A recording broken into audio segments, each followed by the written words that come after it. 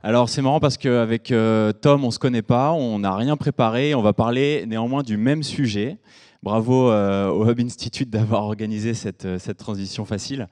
Moi je m'appelle Hubert et le but de ma présentation pour 10 minutes, c'est de vous raconter plutôt le point de vue de l'éditeur sur ce sujet du commerce unifié. Donc on a eu ton point de vue Tom sur le côté retailer et le vécu.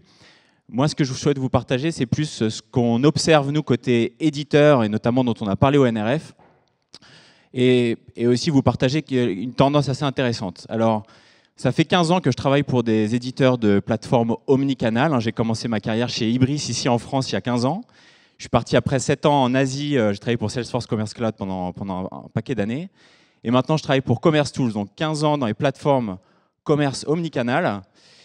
Et j'ai eu la chance d'avoir des dizaines et des dizaines et des dizaines de discussions avec des entreprises comme la vôtre sur ce sujet-là. Et donc, l'omnicanalité, le commerce unifié, c'est pas nouveau, c'est pas la nouvelle tendance du NRF, ça fait longtemps qu'on en parle.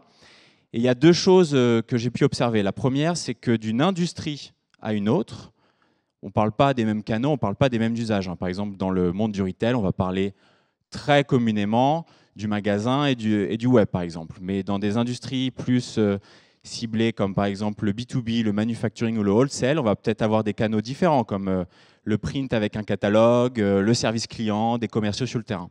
Donc ça veut dire différentes choses, il faut garder ça en tête. Et l'autre chose aussi que j'ai observé au fil de ces discussions, c'est que ça reste quelque chose de difficile à exécuter. La promesse, nous éditeurs, on vous la vend comme quelque chose de génial, de facile. Mais en fait, le génial, yes, le facile, c'est parfois, comme tu l'as dit Tom, c'est coûteux, ça demande de l'argent, il y a beaucoup de systèmes à intégrer. Et donc, pendant la keynote de notre fondateur à ONRF, il y a, je sais plus quoi, c'était il y a 3 semaines, il me semble, ou au mois de janvier en tout cas, il y a quelques données qui ont été partagées, et la première, c'est 70% en fait. Les consommateurs se rendent compte, toujours, que les parcours d'achat omnicanaux ne sont pas encore tip-top, ne sont pas encore hyper fluides sur toute la chaîne de valeur. Il y a 15% des leaders interrogés par une étude qui disent que pour eux, selon eux, ils ont réussi à atteindre le saint graal de l'omnicanalité du commerce unifié. Ça veut dire qu'il y en a plein qui pensent que c'est encore perfectible. Et enfin, le XP, alors ce n'est pas Windows XP, je vous rassure, c'est juste parce que je n'avais pas la place d'écrire expérience, mais on s'accorde tous pour dire que l'expérience client, tout le monde a bien accepté ou compris ce concept, même au niveau du board. Un directeur financier comprend la valeur de servir l'expérience client du mieux possible, puisque ça va avoir un impact direct sur le revenu, la profitabilité et l'EBITDA. Alors si on essaie de comprendre un petit peu quels sont les points de friction dans ce commerce unifié, évidemment, je pense que vous êtes tous d'accord pour dire qu'intégrer 2 canaux web entre eux, application mobile avec un site web, c'est maîtrisé, vous l'avez déjà fait, il y a plein de cas comme quoi ça fonctionne bien, les technologies sont matures. Donc là, pas forcément de grosses difficultés. Si on regarde d'autres canaux, quand on va par exemple intégrer ou avoir une vue 360 du client dans les parcours d'achat avec un service client ou une application de clienteling en magasin, pareil, c'est plutôt maîtrisé. Il y a plein d'entreprises qui l'ont fait, qui l'ont bien fait. Les éditeurs sont matures, les intégrateurs ou les agences savent faire et exécuter ce type de projet. Là où nous, on a observé chez Commerce Tools et certains de nos concurrents aussi, c'est une vision d'industrie que je vous partage, là où il y a toujours une difficulté, un travail qui n'a pas été fait, c'est quand on veut rajouter le système de caisse à cette équation-là. Parce que historiquement, vous avez des éditeurs comme ceux pour lesquels j'ai travaillé, qu'on traitait en fait du commerce omnicanal. Moi, je dirais commerce omnicanal tant qu'il est digital en magasin. Mais le système de caisse, en fait, on disait web, POS, on en parlait sur des slides, mais la réalité, c'est que on ne traitait pas ça, en fait. C'est très, très, très spécifique. Et de l'autre côté, là, vous avez des éditeurs qui existent depuis longtemps. Il y a un très bel éditeur français qui s'appelle Cegid, qui fait ça très, très bien. Il y avait Sealand avant qui faisait ça aussi très, très bien. Système de caisse. On gère le cash, on gère les tickets restaurants, on gère la machine qui va s'ouvrir, les retours. Et vous avez 2 mondes un petit peu parallèles qui ont besoin de communiquer, de s'intégrer. Et la grande difficulté, c'est d'avoir la même information, qui soit information client, produit, stock, panier, qui soit la même. Mais c'est très difficile d'avoir cette information instantanément pareil sur tous les canaux. Et donc une petite révolution, en tout cas moi en tant que salarié d'éditeur de logiciels, je trouve que c'est une révolution intéressante puisqu'on parlait beaucoup de promesses, c'est pas une nouvelle promesse, mais maintenant ce qu'on a observé, ce qu'on a pu voir au NRF, c'est l'exécution de cette promesse. Il y a 2 gros éditeurs de plateformes de commerce omnicanal dont fait partie Commerce Tools, mais il y en a d'autres, il y en a un autre principalement, qui ont commencé à lancer des projets, et notamment la technologie qui permet maintenant de gérer le système de caisse, le point de vente, au sein de la même plateforme e-commerce. Alors, je ne vous parlerai pas de nos concurrents, mais voilà un exemple, c'est ce qu'on fait maintenant chez Commerce Tools. L'idée, c'est que vous imaginez exactement un peu comme fonctionne un ERP. Je ne sais pas si vous utilisez SAP ERP ou d'autres.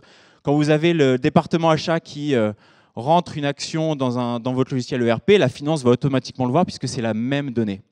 Et maintenant, ce qu'on voit chez ces gros éditeurs de logiciels de plateforme commerce unifiée, c'est qu'ils ont compris et on a investi, Commerce Tools, ça fait 3 ans de R&D, pour qu'on puisse traiter la caisse avec les complexités de la caisse.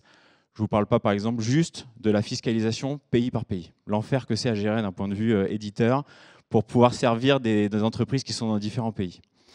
Et donc, maintenant qu'on a la technologie qui nous permet d'avoir exactement la même donnée en instantané sur des sujets tels que le panier, la promotion, le prix, le catalogue, le client, entre la boutique, pour aider avec la même interface back-office pour le conseiller en magasin, pour le service client et puis évidemment pour l'utilisateur, le client sur le web, et on a enfin le niveau de confiance technologique, la maturité technologique qui va nous permettre d'exécuter beaucoup plus facilement ces parcours d'achat omnicanaux dont on vantait les promesses depuis de nombreuses années. Screwfix, c'est un client intéressant qui est sur ce projet-là avec Commerce Tools. C'est une marque de bricolage. Vous les connaissez peut-être parce que je crois qu'ils sont arrivés en France il y a 1 an ou 2 ans. Mais bon, ils sont très présents en Angleterre. Ils font partie du groupe Kingfisher. Ils ont déployé 85 magasins avec nous en Irlande. Là, ils en déploient 700 en Angleterre.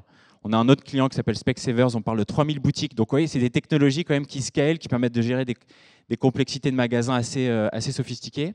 Et c'est exactement la même technologie sur le canal l'application mobile, le canal web et le magasin. Et donc, je suis ravi que nous, Commerce Tools, mais avec certains de nos confrères, on ait enfin passé ce pas de pouvoir permettre cette promesse aux retailers et aux entreprises qui gèrent le canal offline. Et donc, il me semble que la prochaine étape de cet agenda, ça va être une discussion table ronde, si je ne me trompe pas. Alors, pour ceux qui le souhaitent, il y a peut-être une question qu'on pourra discuter, en tout cas à ma table. Si vous avez justement la possibilité d'avoir exactement cet état où la donnée elle est la même, répliquée de façon instantanée, quels que soient vos canaux, quel cas d'usage, quelle possibilité ça vous donnerait à vous, à vos équipes en magasin, pour servir vos clients? Je vous donne un exemple peut-être un petit peu futuriste, enfin pas futuriste, mais un exemple qu'on discute avec Screwfix. C'est-à-dire que le client peut utiliser l'application mobile en magasin pour scanner les produits, aller en caisse. Avec les produits, maintenant, le conseiller magasin n'a plus besoin de rescanner chacun des produits puisqu'il peut récupérer le panier directement, voir exactement le panier qui était sur l'application mobile, et puis de pouvoir directement passer à la transaction. Donc on gagne du temps, c'est plus simple. C'est un petit peu comme l'expérience Decathlon où vous arrivez avec votre panier, puis vous mettez dans le bac, et ça vous calcule automatiquement votre play. Il y a d'autres cas d'usage comme ça, et donc je vous propose d'en parler aux tables. Voilà. Merci beaucoup.